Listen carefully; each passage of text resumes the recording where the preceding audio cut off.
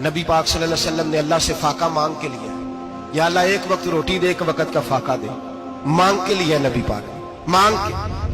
حضرت ابو ہریرہ فرماتے ہیں مجھے بھوک لگی، میں حضرت عمر کے پاس گیا، ان سے مسئلہ پوچھا۔ ان کا رواج تھا جب میں مسئلہ پوچھتا تو پہلے روٹی کھلاتے۔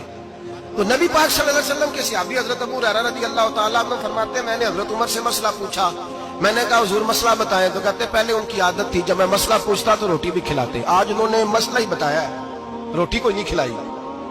تو مجھے کہنے لگے ابو ہریرہ تو سوچتا ہوگا روٹی نہیں اس نے پوچھی، تو نے کب سے کھانا نہیں کھایا؟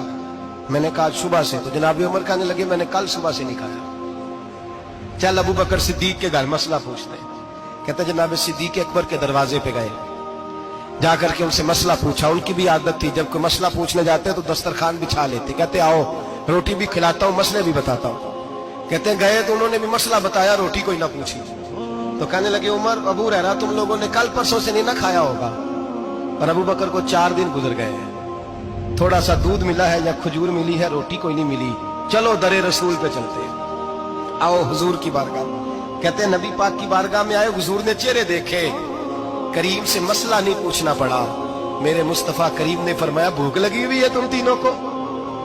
3-4 دن ہو گئے؟ اللہ کے رسول نے فرمایا مجھے پورا ہفتہ ہو گیا ہے۔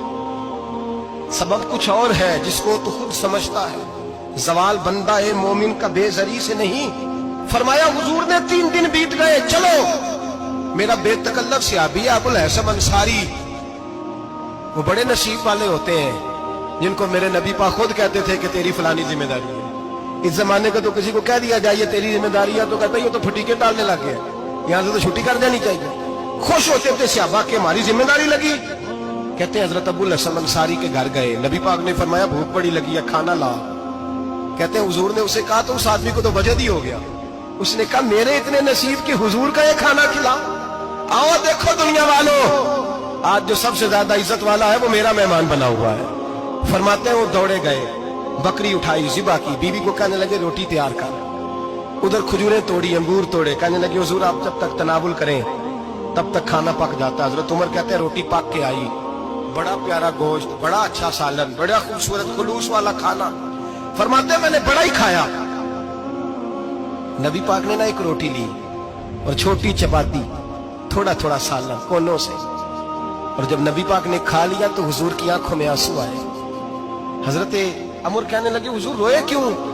نبی پاک نے فرمایا سوچتا ہوں 7 دن کے فاقے کے بعد کھایا ہے، پر ڈرتا ہوں رب اس کا حساب پوچھے گا تو جواب کیسے دینا ہے، اس کا حساب بھی تو دینا ہے نا جو کھایا ہے۔ تو حضرت عمر فاروق کے ہاتھ میں کچھ چیز تھی، زور سے زمین پہ ماری، کہا محبوبہ 7 دن کے بعد بھی روٹی کھائے تو حساب دینا ہے۔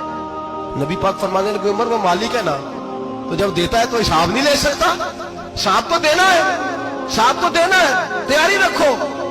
صحابہ کرام فرماتے ہیں ہم نے ارادہ کیا کہ آج کے بعد ہم پھر فاقے کریں گے، کم کھائیں گے، اس لیے کہ حساب دینا ہے۔ میرے بھائی وہ فاقہ کشی کرتے تھے، ڈرتے تھے۔ یہاں تو لوگ کھا کے بیمار ہیں، کھاتے جا رہے ہیں، سوتے جا رہے ہیں، کھاتے جا رہے ہیں، سوتے جا رہے ہیں۔